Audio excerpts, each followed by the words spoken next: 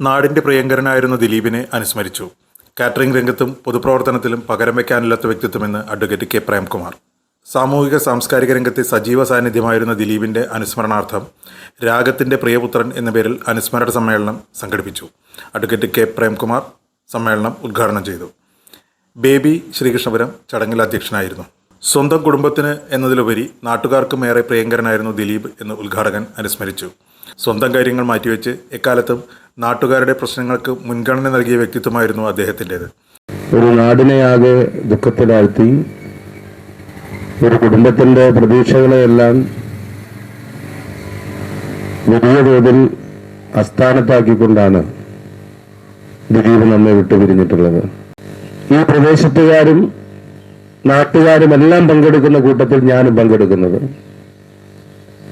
Rahul governor എന്ന് പറയുന്ന ഒരു പ്രദേശത്ത് മാത്രം ഒതുങ്ങി നിൽക്കുന്നതായിരുന്നില്ല ദിലീപിന്റെ ബന്ധങ്ങളും സൗഹൃദങ്ങളും. 34 വയസ്സ് വരെ മാത്രം നമ്മോടൊപ്പം ഉണ്ടായ ദിലീപ് ഈ സമയം കൊണ്ട് തന്നെ രാഹുൽ ഗവർണറിന് അപ്പുറത്തേക്ക് തന്റെ രീതി കൊണ്ട്, പ്രവർത്തനം കൊണ്ട്, സന്നദ്ധത കൊണ്ട്, സാമൂഹ്യ പ്രതിബദ്ധത കൊണ്ട് നല്ല നിലയിൽ മുന്നോട്ട് പോയിട്ടുണ്ട് എന്ന് നമുക്ക് കാണാൻ സാധിക്കും. ചെറുപ്പക്കാരൻ എന്ന നിലയിൽ യുവജന പ്രസ്ഥാനത്തിന്റെ ഉത്തരവാദിത്തമുള്ള പ്രവർത്തകനായി നമ്മോടൊപ്പം പ്രവർത്തിച്ചു.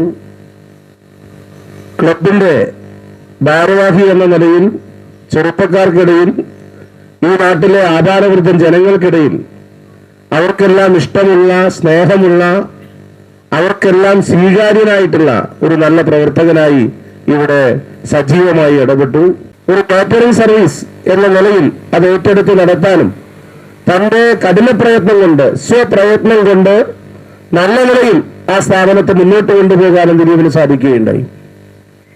ഞാൻ ഡിവൈഎഫ്ഐയുടെ ബ്ലോക്ക് സെക്രട്ടറിയായി പ്രവർത്തിക്കുന്ന സമയത്ത്, ജില്ലാ ഭാരവാഹിയായി പ്രവർത്തിക്കുന്ന സമയത്ത്, പാർട്ടിയുടെ ഏരിയ കമ്മിറ്റി അംഗമായും ജില്ലാ കമ്മിറ്റി അംഗമായും എല്ലാം പ്രവർത്തിക്കുന്ന സമയത്ത് ധാരാളം നിരവധിയായ വിഷയങ്ങളിൽ പരസ്പരം ആശയവിനിമയം നടത്താനും നാടുമായി ബന്ധപ്പെട്ട ഒരൊറ്റ തവണ പോലും ദിലീപിന്റെ ഒരാവശ്യം, സ്വന്തം ആവശ്യം പറഞ്ഞ് എന്റെ ശ്രദ്ധയിൽപ്പെടുത്താനോ എന്തെങ്കിലും പറയാനോ മുതിർന്നിട്ടില്ല.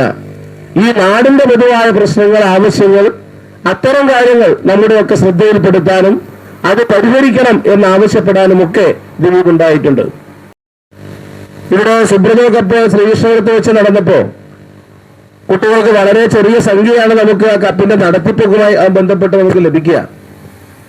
അപ്പൊ സംസ്ഥാനത്തിന്റെ എല്ലാ ജില്ലകളിൽ നിന്നുമുള്ള ടീമുകൾ ഇവിടെ പങ്കെടുക്കാൻ, അവർക്ക് ഭക്ഷണമെല്ലാം ഒരുക്കി കൊടുക്കാൻ സൗകര്യം ചെയ്യണമെന്ന് പറഞ്ഞപ്പോൾ ഒരു മടിയും കൂടാതെ അതിലെല്ലാം തനിക്കെന്ത് ലാഭം കിട്ടുമെന്ന് നോക്കിയിട്ടല്ല, ശ്രീകൃഷ്ണപുരത്ത് വന്ന് ഒരു ടൂർണമെന്റ് നടക്കുമ്പോൾ സ്റ്റേറ്റിന്റെ എല്ലാ ഭാഗത്തു നിന്നും ആളുകൾ പങ്കെടുക്കുമ്പോൾ അതിന്റെ ഭാഗമായി വന്നവർക്ക് ഒരു പ്രയാസം ഉണ്ടായിക്കൂടാ എന്ന താല്പര്യത്തിൽ ഇടപെടാനും, അങ്ങനെ ശ്രീകൃഷ്ണപുരത്തിന്റെ ഒരു ആതിഥേയത്വം അത് ഉയർത്തിപ്പിടിച്ചുകൊണ്ട് മുന്നോട്ട് പോകാനും ഒക്കെ ദിലീപ് ശ്രമിച്ചിരുന്നു. ഒരു നാട് ആകെ ഉണ്ടായ ദുഃഖമായിട്ടാണ് ഇതിനെ കാണുന്നത്.